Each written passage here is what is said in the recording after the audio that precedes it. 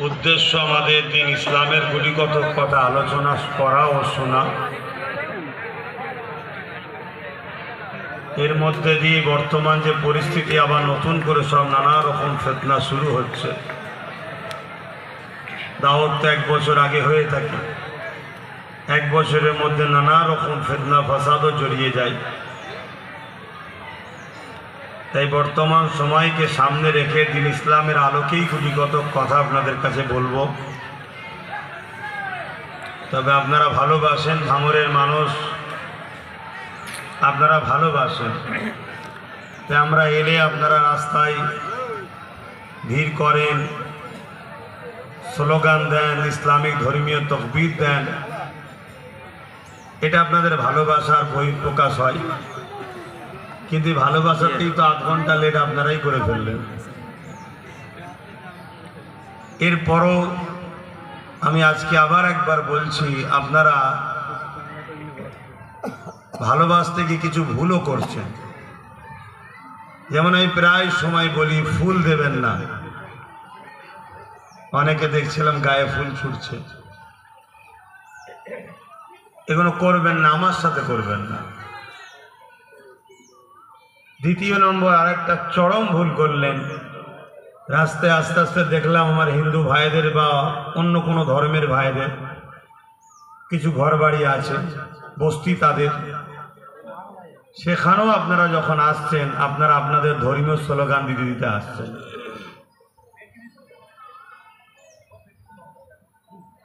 দেখুন, নিজের ধর্ম, নিজের ভালোবাসা নিজের জায়গায় করুন।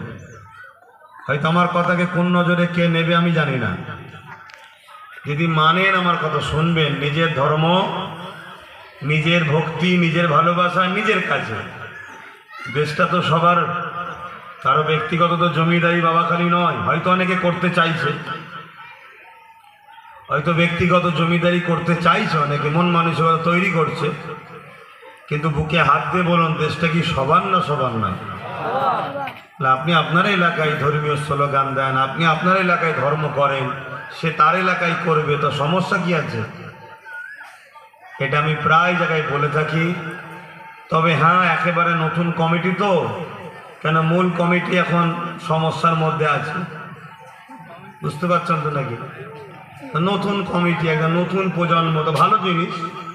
এরকম 10-12 সেট তৈরি করে রাখা ভালো। 1 সেট গ্যারেজ হলে আর 1 সেট বেরোবে, 1 সেট বাইরে ঘুরলে আর 1 সেট সামনে আসবে। আর আমার দাদারাও ভাববে কতজনের নামে মিথ্যা কেস দিই না, বল না, কথা বুঝছেন না? আমার দাদারা সব আছে তো চতুর্দিকে, তারাও একটু শুনুক। কতজনের নামে দিই, হুজুর সুজুর সেটই বার করছে। আমি জানি আপনারা মজবুরির মধ্যে আছেন, কেস না দিলে আপনারাও কেস খেয়ে যাবেন। আপনারাও আমাদের মতনই জ্বালাতে আছেন, আমি জানি। তবে একটা কথা বলবো, অন্যায়ের সঙ্গে আপোষ করতে নাই। অন্যায়ের সঙ্গে আপোষ করলে একদিন এই অন্যায় আপনার ঘরকেই পুড়িয়ে দেবে। এই জায়গাটা একটু মাথায় রাখা দরকার। তো যাক, এসেছি সংক্ষেপ সময় 2 কথা বলবো, কিন্তু পরিবেশ ঠিক করে। এখানে দাঁড়িয়ে না থেকে ওখানেই বসে যাও। আমি সরতে বলবো না, ওখানেই বসে যাও, দাঁড়িয়ে থাকবেন না। কেন, বসাটা হলো আমাদের ধর্মীয় মাহফিলের একটা আদব। তারপরে আজকে আমাদের কাছে আরো একটা, নিশ্চয়ই আপনাদের কাছে খবর আছে, ব্যথা ও দুঃখ। আমার ভারতবর্ষে ভূস্বর্গ বলা হয় কাশ্মীরকে। সেই কাশ্মীরের মতো একটা জায়গায় মানুষ একটু বেড়াবার আনন্দের জন্য যায়। কেন, সৃষ্টিকর্তার